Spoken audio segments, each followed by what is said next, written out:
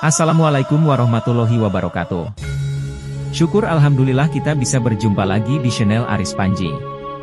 Sholawat serta salam selalu terhadap junjungan kita Nabi besar Muhammad sallallahu alaihi wasallam. Allahumma sholli ala Sayyidina Muhammad wa ala ali Sayyidina Muhammad. Harapan dan doa saya semoga saudaraku semuanya selalu diberikan kesehatan dan dilapangkan rezekinya dan diampuni dosa-dosanya. Allahumma amin ya robbal alamin. Sahabat beriman yang dirahmati Allah subhanahu wa ta'ala. Di balik keagungan ayat suci Al-Quran yang telah menjadi petunjuk bagi umat Islam sepanjang masa, terdapat begitu banyak rahasia yang tersembunyi dalam setiap kalimatnya. Al-Quran mengisahkan banyak tokoh sebagai pelajaran. Namun di antara tokoh-tokoh yang diceritakan dalam Al-Quran, terdapat sosok misterius yang disembunyikan namanya. Sosok ini menarik perhatian para peneliti dan pecinta Al-Quran yang ingin menggali lebih dalam tentang jati diri sosok misterius itu. Siapakah mereka? Mengapa Allah memilih tidak menyebutkan nama-nama mereka? Inilah perjalanan mengungkap sosok misterius di dalam Al-Quran yang jarang diketahui. Sosok pertama, dimatikan 100 tahun dan dihidupkan kembali. Di dalam Al-Quran, ada seseorang yang dikisahkan tanpa nama, padahal dia telah mengalami pengalaman yang menakjubkan dan menyerupai sebuah mukjizat, yaitu dimatikan selama 100 tahun. Lalu dihidupkan kembali.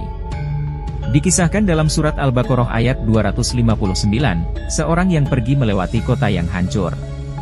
Ketika dia melihat reruntuhan kota itu, dia berkata, bagaimana Allah subhanahu wa ta'ala akan menghidupkan kota ini setelah hancur menjadi puing-puing? Dia meragukan kemampuan Allah untuk menghidupkan kembali kota yang telah hancur. Allah menjawab keraguan orang itu melalui kekuasaannya, yakni dengan mematikan orang tersebut selama 100 tahun. Setelah mati, Allah menghidupkannya kembali dan bertanya, berapakah lamanya kamu tinggal di sini? Dia menjawab, saya tinggal di sini sehari atau setengah hari. Allah berfirman, sebenarnya kamu telah tinggal di sini 100 tahun lamanya. Siapakah sosok yang mengalami kejadian luar biasa itu? Menurut tafsir Ibnu Katsir, para ulama berbeda pendapat tentang siapa orang tersebut. Mujahid Ibnu Jabir mengatakan bahwa orang tersebut adalah seorang lelaki dari kalangan Bani Israel.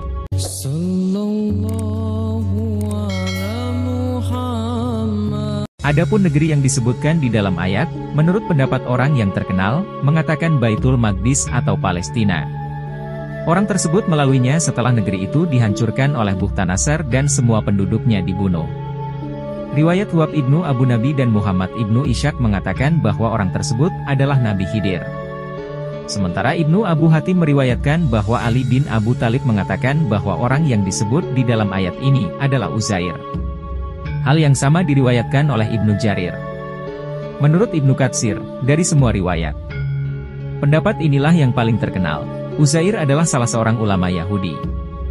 Beliau termasuk tawanan yang dibebaskan oleh Raja Persia dan diperbolehkan kembali ke Yerusalem pada tahun 451 sebelum Masehi. Uzair adalah tokoh agamawan Yahudi yang berhasil menghimpun kembali kitab suci Yahudi setelah sebelumnya lenyap. Sosok kedua, pemindah singgasana Ratu Balkis dalam kisah Nabi Sulaiman, salah satu babak cerita yang paling terkenal dan direkam dengan cukup detail oleh Al-Quran adalah kisah Nabi Sulaiman dengan Ratu Balkis. Dalam sebuah rencana pertemuan diplomatik antara dua pemimpin kerajaan itu, Nabi Sulaiman menghendaki pemindahan singgasana Ratu Balkis dari kerajaan Sabah Yaman ke istananya sendiri di Palestina dalam waktu sekejap. Menanggapi hal ini, salah seorang pengikutnya dari golongan jin menyatakan kesanggupannya dengan jaminan bahwa singgasana itu akan pindah sebelum Nabi Sulaiman berdiri dari tempat duduknya. Mendengar penawaran jin ifrit itu, Nabi Sulaiman tampaknya belum merasa puas. Kemudian seseorang menanggapi dengan jawaban yang sangat luar biasa. Berkatalah seorang yang mempunyai ilmu dari Alkitab, aku akan membawa singgasana itu kepadamu sebelum matamu berkedip. Maka tatkala Sulaiman melihat singgasana itu terletak di hadapannya, ia pun berkata, ini termasuk karunia Tuhanku untuk mencoba aku. Apakah aku bersyukur atau mengingkari? Quran Surah An-Naml ayat 40. Allah subhanahu wa ta'ala dalam Al-Quran tidak menyingkap kepribadian seseorang yang menghadirkan singgasana itu. Al-Quran hanya menggarisbawahi bahwa orang itu mempunyai ilmu dari Alkitab. Tafsir Jalalain ketika mengurai ayat ini menyebutkan sosok misterius itu bernama Asif ibnu Barkiyah. Dia terkenal sangat jujur dan mengetahui tentang asma Allah yang teragung, yaitu suatu asma apabila dipanjatkan doa, niscaya doa itu dikabulkan. Sesaat setelah itu, sosok itu pun tidak disebutkan lagi. Nabi Sulaiman pun tidak menyebutkan atau memuji-muji kehebatan sosok tersebut. Hingga kini, identitas hamba Allah yang mempunyai ilmu dari Alkitab tersebut tetap menjadi rahasia Allah Subhanahu wa Ta'ala yang tersembunyi. Sosok ketiga, pemuda di dalam gua. Salah satu kisah paling terkenal dalam Al-Quran adalah kisah pemuda di dalam gua atau Ashabul Kahfi. Kisah ini dituturkan di hampir semua agama Samawi. Tapi menariknya teman-teman, tidak ada yang bisa memastikan siapa saja mereka yang disebut sebagai Ashabul Kahfi ini. Bahkan jumlah mereka pun hanya Allah Subhanahu wa Ta'ala yang tahu pastinya. Allah Subhanahu wa Ta'ala menceritakan kisah mereka cukup panjang di dalam Al-Quran. Surat Al-Kahfi ayat 9 hingga ayat 26. Mereka melarikan diri demi mempertahankan imannya dari satu rezim yang sangat kejam. Di saat itu menemukan sebuah gua. Di tempat tersebut, mereka berdoa, lalu tertidur.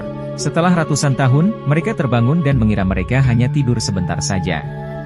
Pada masa Rasulullah Shallallahu Alaihi Wasallam, umat Nasrani berbeda pendapat mengenai jumlah mereka.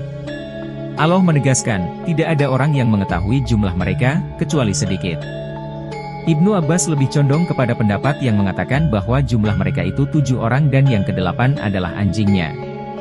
Pendapat ini kemudian diikuti pula oleh mayoritas ulama. Mengenai nama-nama mereka yang 7 itu, terdapat macam-macam pengucapannya. Menurut Ibnu Hajar, tidak ada yang dapat dijadikan rujukan karena bukan nama Arab. Di dalam tafsir Ibnu Katsir disebutkan nama-nama mereka sebagai berikut. Maksalminah, Tamlikah, Martunus, Birunus, Nominus, Yadbunus, Valiastionus, dan nama anjingnya Hamran atau Kitmir. Nama-nama ini diambil dari ahli kitab, sehingga kebenarannya masih diragukan. Hanya Allah Subhanahu wa Ta'ala yang lebih mengetahui. Kapan mereka hidup? Para pemuda itu hidup ketika berdiri rezim yang demikian keras penentangannya terhadap agama-agama Samawi. Penindasan yang dilakukan oleh penguasa zaman pemuda-pemuda itu diperkirakan terjadi pada masa Kekaisaran Romawi. Tepatnya ketika Trajanus naik tahta sekitar tahun 98 hingga 117. Pendapat lain mengatakan raja penindas itu adalah Kaisar Hadrianus yang berkuasa setelah Kaisar Trajanus. Di manakah letak Gua Al-Kahfi itu? Ada 5 tempat yang diduga sebagai Gua Ashabul Kahfi. Pertama di Ephesus atau Epsus, satu kota tua di Turki. Kedua, Gua Digasium di dekat kota Salihiyah di Damaskus. Ketiga, Gua Al-Batra di Palestina. Keempat, gua di salah satu wilayah di Skandinavia. Kelima, Gua Rajib yang berlokasi sekitar 8 km dari kota Yaman Yordania. Letak dan nama-nama penghuni gua tidak sepenting mengetahui serta menarik pelajaran dari peristiwa ini. Dari peristiwa itu kita dapat mengambil pelajaran yang berharga. Antara lain tentang betapa kuasa Allah Subhanahu wa Ta'ala terhadap hamba-hambanya. Sosok keempat, lelaki pemberani di surat Yasin. Dalam Al-Quran di surat Yasin ayat ke-20, Allah Subhanahu wa Ta'ala menyebutkan seseorang yang menyeru kaumnya untuk mengikuti para utusan Allah Subhanahu wa Ta'ala. Namun nama maupun identitas sang penyeru itu disamarkan. Allah berfirman dalam surah Yasin, dan datanglah dari ujung kota seorang laki-laki dengan bergegas, dia berkata, "Hai kaumku, ikutilah rasul-rasul itu." Kisah ini bermula ketika ada 3 utusan Allah Subhanahu wa Ta'ala datang kepada suatu kaum. Akan tetapi kaum itu mendustakan ketiganya. Imam Ibnu Katsir mengutip dari Ibnu Ishaq bahwa ketiga utusan Allah itu bernama Syadik, Syaduk, dan Shalom. Dalam riwayat lain disebutkan utusan itu bernama Samud, Yohana, dan Borus. Mereka mendatangi seorang raja di negeri bernama Antakia di wilayah Turki sekarang. Mereka merupakan para dai yang diutus Nabi Isa alaihi salam untuk berdakwah kepada warga Antakia agar menyembah Allah Subhanahu wa Ta'ala dan tidak menyekutukannya. Warga Antakia saat itu dipimpin seorang raja bernama Antikos yang menyembah patung. Alih-alih menyambut datangnya seruan dakwah, mereka justru mengancam para utusan Allah itu. Di dalam kondisi itulah, lelaki misterius dari ujung kota tersebut datang dan membela ketiganya. Beberapa riwayat mengatakan ia bernama Habib Al-Najjar. Menurut Kiai Haji Ali Mustafa Yakub, Habib Al-Najjar berusaha menolong ketiga utusan Allah itu dari ancaman penyiksaan dan pembunuhan. Dia menasihati kaumnya agar mengikuti ajakan dakwah para rasul. Di dalam tafsir Al-Misbah, Profesor Quraisy Shihab menjelaskan penduduk negeri itu sangat geram mendengar nasihat Habib. Mereka pun melemparnya dengan batu hingga gugur sebagai syahid. Sosok kelima pengikut Fir'aun pembela Nabi Musa alaihi salam. Dikisahkan ketika pertentangan antara Fir'aun dan Nabi Musa sedang mencapai puncaknya, Fir'aun melontarkan ide untuk membunuh Nabi Musa alaihi salam dan berkata Fir'aun kepada pembesar-pembesarnya, "Biarkanlah aku membunuh." Quran Surah Al-Mu'min ayat 26. Di tengah-tengah rencana jahat itu, muncullah sosok di antara pengikut-pengikut Fir'aun yang ternyata selama ini menyembunyikan imannya. Laki-laki itu merasa perlu untuk menampakkan jati dirinya demi mencegah terjadinya rencana jahat tersebut. Allah Subhanahu wa Ta'ala merekam peran penting laki-laki ini di dalam Al-Quran. Dan seorang laki-laki yang beriman di antara pengikut-pengikut Fir'aun yang menyembunyikan imannya berkata, "Apakah kamu akan membunuh seorang laki-laki karena dia menyatakan Tuhanku ialah Allah Subhanahu wa Ta'ala? Padahal dia telah datang kepadamu dengan membawa keterangan-keterangan dari Tuhanmu. Dan jika ia seorang pendusta, maka dialah yang menanggung dosa dustanya itu. Dan jika ia seorang yang benar, niscaya sebagian bencana yang diancamnya kepadamu akan menimpamu. Sesungguhnya Allah tidak menunjuki orang-orang yang melampaui batas lagi pendusta." Pada ayat berikutnya, lelaki Mu'min tersebut menghujamkan argumentasinya berdasarkan sejarah. Ia memperingatkan tentang nasib-nasib kaum terdahulu yang mengingkari kebenaran.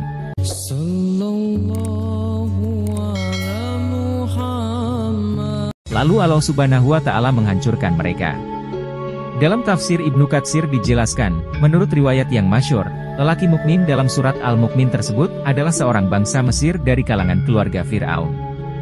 Asadi, seorang ulama tafsir mengatakan bahwa dia adalah saudara sepupu Fir'aun yang membelot dari Fir'aun dan bergabung bersama Nabi Musa alaihi salam. Pendapat inilah yang dipilih oleh Ibnu Jarir. Diriwayatkan oleh Ibnu Abu Hatim, lelaki ini menyembunyikan imannya dari mata bangsawan Mesir. Dia tidak menampakkannya kecuali pada hari itu, yaitu ketika Fir'aun mengatakan, "Biarkanlah aku membunuh Musa." Maka lelaki itu menjadi marah karena Allah Subhanahu wa Ta'ala dan jihad yang paling utama itu adalah mengutarakan kalimat kebenaran di hadapan penguasa yang dolim. Al-Quran menyimpan mutiara terpendam yang tidak terbatas. Setiap ayatnya mengandung makna yang demikian mendalam bagi orang-orang yang ingin memahaminya.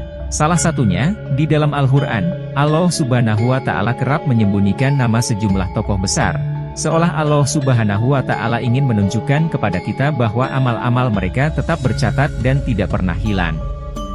Meski sejarah takkan pernah tahu persisnya nama mereka. Dengan cara itu pula, Allah ingin memberikan contoh dalam hal keikhlasan. Kita tidak perlu mencari ketenaran, keviralan atau pengakuan ketika melakukan perbuatan baik. Nah, dengan ini kita sedikitnya bersyukur atas pengetahuan kita yang terbatas. Semoga pemahaman artikel ini buat contoh bagi kita semua agar kita selalu berbuat baik. Lebih dan kurangnya mohon dimaafkan. Yang benar datangnya dari Allah Subhanahu wa Ta'ala. Khilaf atau keliru itu datangnya dari saya pribadi sebagai manusia biasa. Sampai ketemu di kisah-kisah seru yang penuh makna selanjutnya. Saya akhiri. Wassalamualaikum warahmatullahi wabarakatuh.